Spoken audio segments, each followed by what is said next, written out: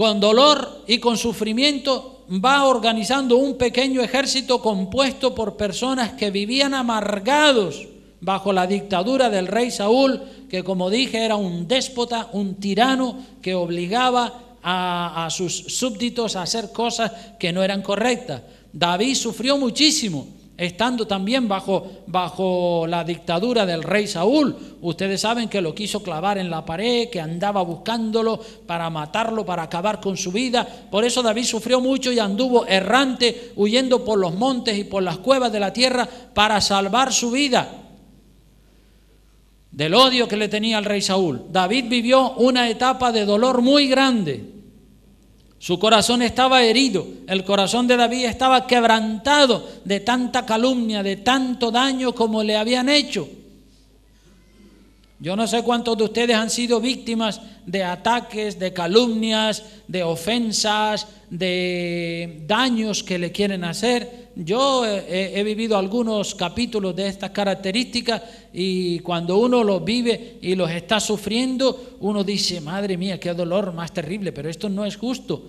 Claro, el pobre David no había hecho nada malo y sin embargo lo estaban persiguiendo, lo querían matar, querían acabar con su vida y él tiene el corazón roto, él tiene el corazón quebrantado, está amargado espiritualmente, pero él sabe enfrentar esos momentos de dolor y él sabe darle salida a ese dolor y expresarle ese dolor a quien verdaderamente le puede ayudar.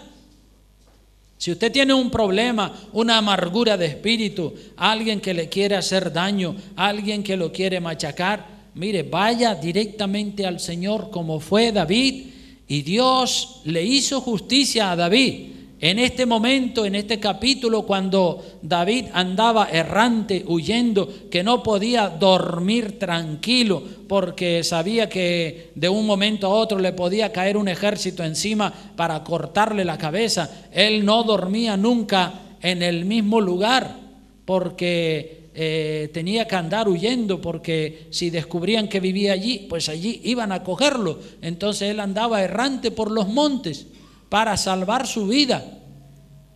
Se dice de Fidel Castro que también él no dormía en el mismo lugar varias noches seguidas, sino que una noche dormía en esta casa, otra dormía en la otra, otra dormía en la otra y otra dormía en la otra, porque por miedo de que lo mataran. Porque claro, estas personas como Fidel Castro y estos dictadores malos tienen miedo de que los maten, porque saben que tienen muchos enemigos, incluso sospechan hasta de todos sus ayudantes, Hitler y todas estas personas. Ellos sospechan del círculo más cercano porque saben que han hecho muchas cosas malas y que saben que están en el punto de mira de muchas personas y que los pueden matar. Por eso andan siempre protegiéndose y buscando la manera de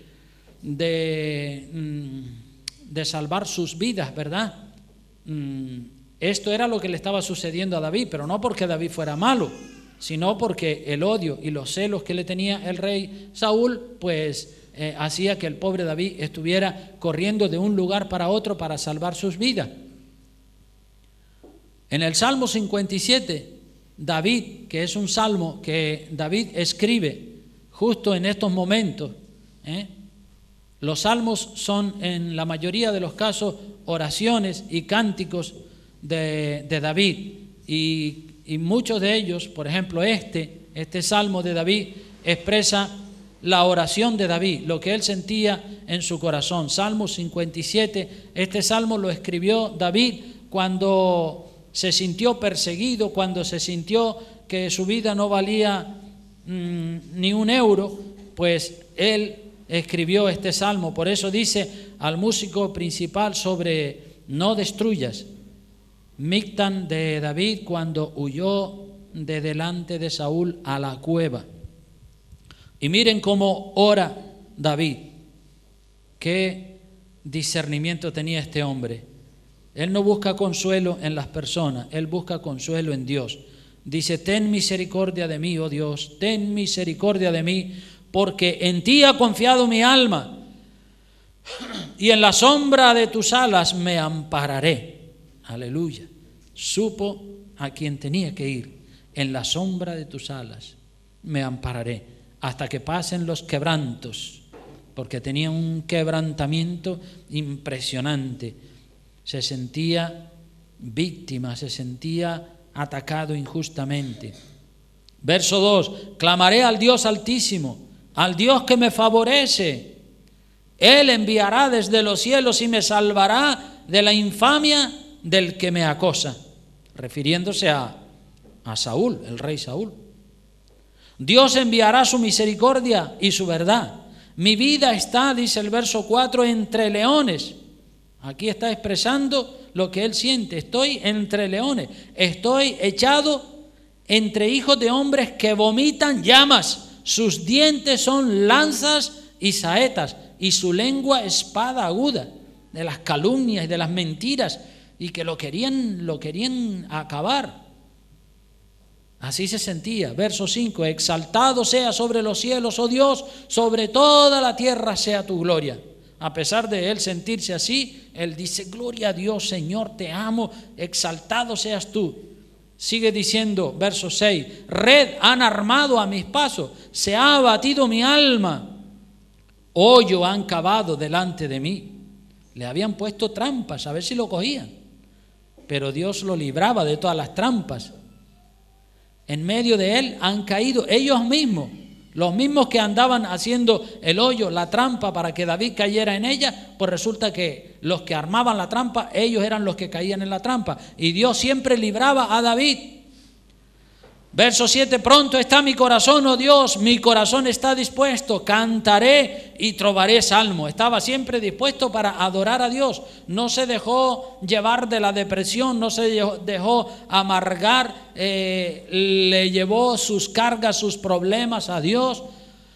Eso es lo mejor que nosotros podemos hacer. Cuando hay una tribulación, una amargura, no deprimirnos y encerrarnos en nosotros mismos, sino llevarle nuestro problema al Señor, que Dios en su momento va a poner cada cosa en su sitio. De eso no le quepa ni la menor duda. Verso 8 dice: despierta, alma mía, despierta, salterio y arpa, me levantaré de mañana. Te alabaré entre los pueblos, oh Señor, cantaré de ti entre las naciones, porque grande es hasta los cielos tu misericordia y hasta las nubes tu verdad. Exaltado sea sobre los cielos, oh Dios, sobre toda la tierra sea tu gloria. Aleluya. Qué bendición, ¿verdad?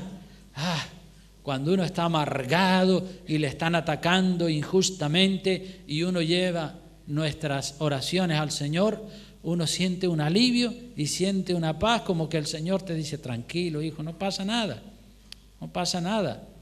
A Jesucristo, mi hijo, más le hicieron. Así que lo que te está tocando a ti es poco comparado con lo que sufrió el Señor Jesucristo. Entonces uno se desahoga con Dios y uno sabe que más tarde o más temprano Dios va a poner las cosas en su sitio y le va a pasar la factura a quien le tiene que pasar la factura. Hubo una etapa en la que centenares de soldados valientes del rey Saúl desertaron, dejando solo al rey Saúl y uniéndose al ejército de David. Dios supo hacer esto. Mira lo que dice Primero de Crónicas, ¿sí? No es Primera de Crónicas, es Primero de Crónicas. Cuando hablamos de las epístolas, sí es primera, en femenino. Primera de Timoteo, segunda de Timoteo, primera de Juan, segunda de Juan. Pero cuando hablamos de los libros, Crónicas, es primer libro de Crónicas, primer libro de los reyes, pues no son cartas o epístolas, sino libros, ¿verdad? Entonces es Primero de Crónicas, capítulo 12, versículo 1 al 22. Primero de Crónicas 12, versículo 1 al 22, miren lo que dice allí la palabra. Estos son los que vinieron a David en Siclag, estando él aún encerrado por causa de Saúl, hijo de Cis. Y eran de los valientes que le ayudaron en la guerra, es decir, cuando David estaba en Siclag, acorralado por Saúl, por el ejército del rey Saúl, pues resulta que Dios empieza a sacarle soldados al ejército de Saúl y mandárselos a David para que defiendan a David. Y estos eran también antiguos compañeros de la guerra cuando David estaba en el ejército de Saúl, cuando el combate contra los filisteos y cuando David le cortó la cabeza a los filisteos. Dice el verso 2, estaban armados de arcos y usaban de ambas manos para tirar piedras con honda y saetas con arco, de los hermanos de Saúl, hasta de los hermanos de Saúl, de Benjamín, de los más cercanos a Saúl, se le pasaron al ejército de David. El principal, verso 3, Asier, después Joás, hijo de Semá, Gabatita. Y sigue diciendo, verso 4, Ismaías, Gabaonita, valiente entre los 30, y más que los 30, Jeremías, y habla de muchos más. El verso 5 sigue dando nombres, el 6 sigue dando nombres de soldados valientes que se estaban pasando del ejército de Saúl al ejército de David. Verso 7 sigue hablando de Joela y Zebadías, hijo de Jeroam, de Gedor. Verso 8 dice, también los de Gad huyeron y fueron a David al lugar fuerte en el desierto, hombres de guerra muy valientes para pelear, diestros con escudo y pavés. Sus rostros eran como rostros de leones y eran ligeros como las gacelas sobre las montañas. Y sigue dando otra lista de soldados que se le pasaban al ejército de David. El verso 9 nombra varios, el 10 sigue nombrando, el verso 11 sigue también nombrando más soldados valientes, el 12 nombra más soldados, el 13, el 14 dice, estos fueron capitanes del ejército de los hijos de Gad, el menor tenía a cargo de 100 hombres y el mayor de 1000, o sea que eran ya centenas, miles de soldados los que se pasaban a formar parte del ejército de David, que todavía no era rey. Verso 15 dice, estos pasaron el Jordán en el mes primero, cuando se había desbordado por toda su ribera, e hicieron huir a todos los de los valles al oriente y al poniente. Asimismo, algunos de los hijos de Benjamín y de Judá vinieron a David al lugar fuerte. Cientos y cientos de miles de soldados se estaban pasando al ejército de David. Y cuando viene todo ese genterío, todo ese gran ejército de soldados, cuando vienen para entrar a formar parte del ejército de David, David no sabe con las intenciones que vienen todos esos soldados hacia él. No sabe si vienen a por él o a ayudarlo a él, porque eran soldados que estaban enrolados en el ejército de Saúl. Y David dice, ¿y qué será lo que quieren esta gente? ¿Vendrán a llevarme delante de Saúl para que me corte la cabeza? ¿Qué será? ¿Cuáles serán las intenciones que estos traen? Y David, verso 17, dice, salió a ellos y les habló diciendo, si habéis venido a mí para paz y para ayudarme, mi corazón será unido con vosotros. Mas si es para entregarme a mis enemigos, sin haber iniquidad en mis manos, véalo el Dios de nuestros padres y lo demande. Qué sabio era David, ¿verdad? Dice, si ustedes vienen con las intenciones de entregarme a Saúl para que me corte la cabeza, que Dios que está en los cielos lo vea y se lo demande a ustedes. Ahora, si ustedes vienen para ayudarme, para fortalecerme y para sumarse a mi ejército, bienvenido, la paz mía sea con ustedes y la de ustedes sea conmigo, porque David no sabía las intenciones que esta gente traía. Y cuando David le dice esto a ellos, a estos cientos y miles de soldados que se pasan del ejército de Saúl al ejército de David, entonces verso 18 dice, el Espíritu vino sobre Amasaí, jefe de los 30, y dijo, por ti, oh David, y contigo, oh hijo de Isaí, paz, paz contigo y paz con tus ayudadores, pues también tu Dios te ayuda. Y David los recibió y los puso entre los capitanes de la tropa. También se pasaron a David algunos de Manasés cuando vino con los filisteos a la batalla contra Saúl, pero David no les ayudó porque los jefes de los filisteos habido consejo, le despidieron diciendo: con peligro de nuestras cabezas se pasará a su señor Saúl. Así que viniendo él a Siclag, se pasaron a él de los de Manasés, Adnás, Jozabad, y sigue nombrando un montón de soldados ahí. Dice verso 21, estos ayudaron a David contra la banda de merodeadores, pues todos ellos eran hombres valientes y fueron capitanes en el ejército. Y miren lo que dice el verso 22, que también lo tengo subrayado, dice: porque entonces todos los días venía ayuda a David, hasta hacerse un gran ejército como ejército de Dios. Todos los días, soldados de los lugares más remotos venían y le decían: mira, somos un grupo de 10 soldados, queremos ayudarte. Bienvenidos. Se sumaba. Venía al otro día una centena, 100 soldados más. Mira, David, nosotros venimos de tal sitio, queremos sumarnos a tu ejército. Bienvenido. Y así todos los días, todos los santos días, Dios le mandaba ayuda. Cuando David estaba acorralado en las montañas, gente se le iban sumando, no para entregarlo, sino para ayudarlo. Y así fue como el ejército de David fue creciendo.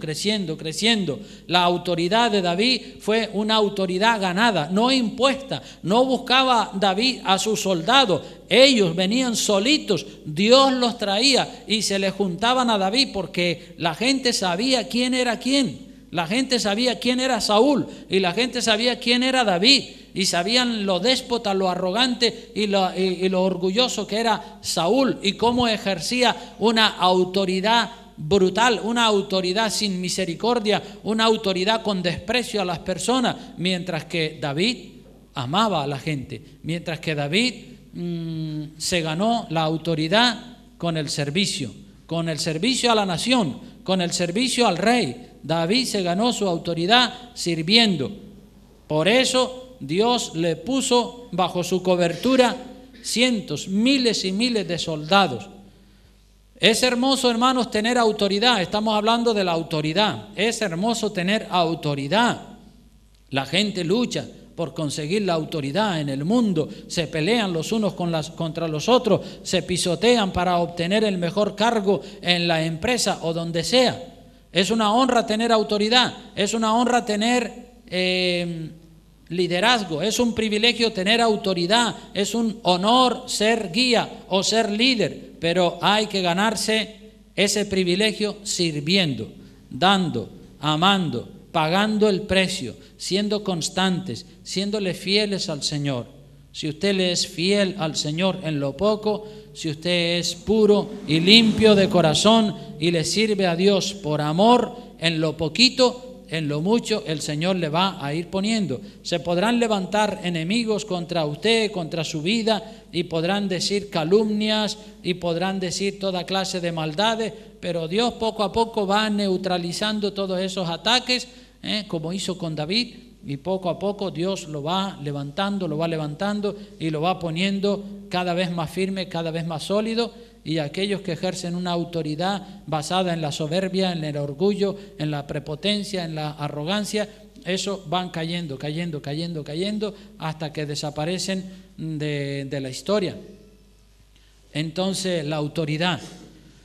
Estamos trabajando mucho con toda la iglesia, estamos trabajando mucho con todo el liderazgo, con los diáconos, con los ancianos, y hemos adoptado este lema que hemos puesto aquí: sé diligente en conocer el estado de tus ovejas y mira con cuidado por tus rebaños, concluye el proverbio, que vamos a trabajar con la gente, vamos a darle amor y cariño a la gente, vamos a hacerle un seguimiento a la gente, pero queremos también que las ovejas se dejen tratar, que las ovejas vengan a estar con nosotros, que las ovejas se unan, que las ovejas no estén a la defensiva, que no estén huyendo ni rechazando la autoridad, sino buscando buscando servirle al Señor, ¿verdad? Porque sabemos que es así, cuando el pastor o algún líder va a tratar una persona,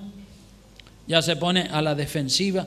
¿Qué será lo que me va a decir? ¿Qué será? ¿Qué será lo que me va a decir?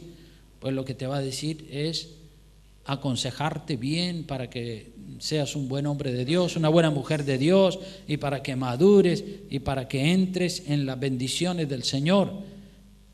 Y hay que pagar un precio, naturalmente que sí. David lo pagó y Dios lo fue ascendiendo, y todos estamos llamados a ir ascendiendo, pero ascendiendo en autoridad, sirviendo a los demás.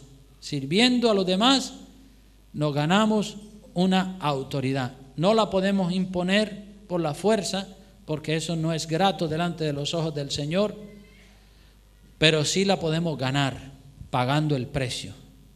Y vamos a pagar el precio. Aleluya. ¿Cuántos están dispuestos a pagar el precio? Amén. Vamos a orar. Por favor, incline su rostro y ore al Señor ahí.